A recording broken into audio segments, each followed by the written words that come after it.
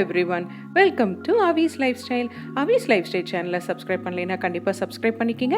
பக்கத்தில் இருக்க பெல் ஐக்கானையும் கிளிக் பண்ணி நான் அடுத்தடுத்து போடக்கூடிய வீடியோஸ் உங்களுக்கு நோட்டிஃபிகேஷன்லேயே வந்துடும். இன்றைக்கி நான் ரொம்பவே ஒரு ஹெல்த்தியான பிரேக்ஃபாஸ்ட் தாங்க உங்களுக்கு சொல்ல போகிறேன். இது ஒரு 2 சாப்பிட்டிங்கனாலே போதும். காலையிலேருந்து ராத்திரி வரைக்கும் உங்களுக்கு தேவையான அத்தனை சத்துக்களுமே இந்த பிரேக்ஃபாஸ்ட்டில் உங்களுக்கு கிடைக்கும். இது பெரியவங்கலேருந்து குழந்தைங்க வரை எல்லாருமே சாப்பிட்லாங்க. உடம்புக்கு ரொம்பவே நல்லது. அதுக்கு நான் இன்றைக்கி ஒரு 100 கிராம் அளவுக்கு அரிசி எடுத்திருக்கேங்க.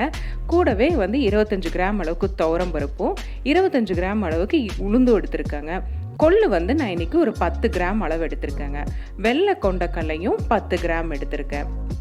இது கூட நான் இன்றைக்கி தட்டைப்பயிறு, அதாவது சில இடத்துல இதை காராமணின்னு சொல்லுவாங்க, அந்த சிகப்பு காராமணியும் ஒரு 25 கிராம் எடுத்துக்குங்க. பாசி பயிறு நான் 25 கிராம் எடுத்திருக்கேன். உங்களுக்கு பாசி பயிறு இல்லைன்னா நீங்கள் பாசி பருப்பு கூட நீங்கள் இதில் ஆட் பண்ணிக்கலாம். கடலை பருப்பு ஒரு 20 கிராம் எடுத்திருக்கேங்க. மசூர் தால் நான் இன்னைக்கு 25 கிராம் எடுத்திருக்கேங்க. இப்போ இது கூட நான் கருப்பு கொண்டக்கடலையும் 25 கிராம் எடுத்திருக்கேங்க. இப்போ லாஸ்ட்டாக நான் இதில் ராஜ்மாவும் 25 கிராம் எடுத்திருக்கேங்க. இப்போ காரத்துக்கு நான் இன்றைக்கி 8 வரமிளகா சேர்த்திருக்கேன். நீங்கள் 8லேருந்து 10 வரமிளகா அளவுக்கு நீங்கள் தாராளமாக சேர்த்திக்கலாம். இப்போ இந்த பருப்பு தானியங்கள் எல்லாமே பார்த்திங்கன்னா புரதச்சத்துலேருந்து நம்ம தேவையான விட்டமின் மினரல்ஸ் எல்லாமே இதில் இருக்குங்க. இது ஒரு கம்ப்ளீட் பிரேக்ஃபாஸ்ட் தான் சொல்லணும். இப்போ இந்த எல்லா பருப்பையும் ஒன்றா ஒரு 3லேருந்து 4 தடவை நல்லா தண்ணியில் சுத்தமாக கழுவி எடுத்துக்கிட்டேன். இப்போ இதில் நம்மளுக்கு தேவையான அளவுக்கு தண்ணி ஊற்றிக்கலாங்க. இப்போ இதில் தேவையான அளவுக்கு தண்ணி ஊற்றி இதை ஒரு 8 மணி நேரமோ இல்லை இரவு முழுதுமே நீங்கள் இதை ஊற போட்டுடலாம். இப்போ நான் எடுத்து வச்சுருக்க வரமிளகாயும் நான் அதோட போட்டு ஊற விட போகிறேங்க. ஏன்னா அரைக்கும் போது நல்லா உங்களுக்கு சாஃப்டாக மாவோட கலந்து வரும். இப்போ நான் ராத்திரி இதை ஊற வச்சுட்டேங்க.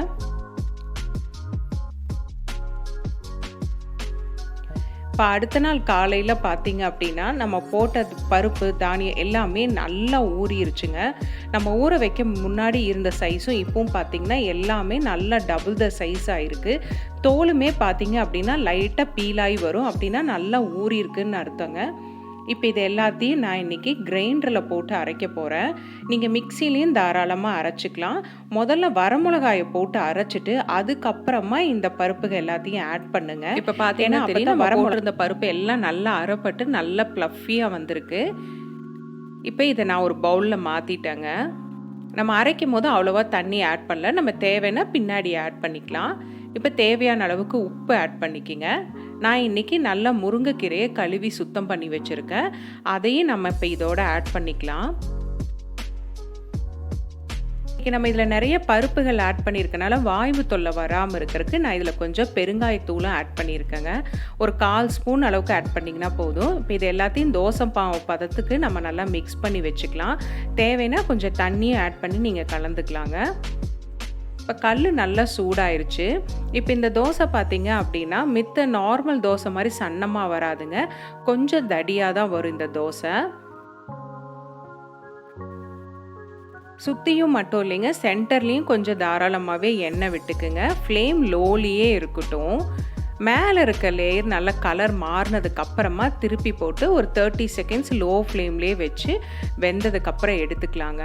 இப்போ நான் அடுத்த தோசைக்கு பார்த்தீங்கன்னா நான் கொஞ்சம் எண்ணெய் மட்டும் இல்லை, கூடவே கொஞ்சம் பட்டரும் ஆட் பண்ண போகிறேங்க. வெண்ணெயோட டேஸ்ட்டு பார்த்திங்கன்னா இந்த தோசைக்கு கூடுதல் சுவையை ஆட் பண்ணி கொடுக்கும்.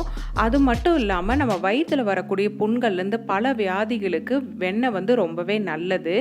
குழந்தைகளோட உணவில் அடிக்கடி வெண்ணெய் ஆட் பண்ணிக்கிட்டீங்க அப்படின்னா அவங்களுக்கு பின்காலத்தில் மூட்டு வலி இந்த மாதிரி விஷயங்கள்லாம் வராது.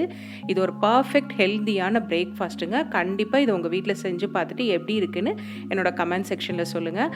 அவீஸ் லைஃப் ஸ்டைல் சேனலை சப்ஸ்கிரைப் பண்ண மறக்காதீங்க. உங்கள் ஃப்ரெண்ட்ஸ் அண்ட் ஃபேமிலி மெம்பர்ஸோட ஷேர் பண்ணுங்க. Happy cooking.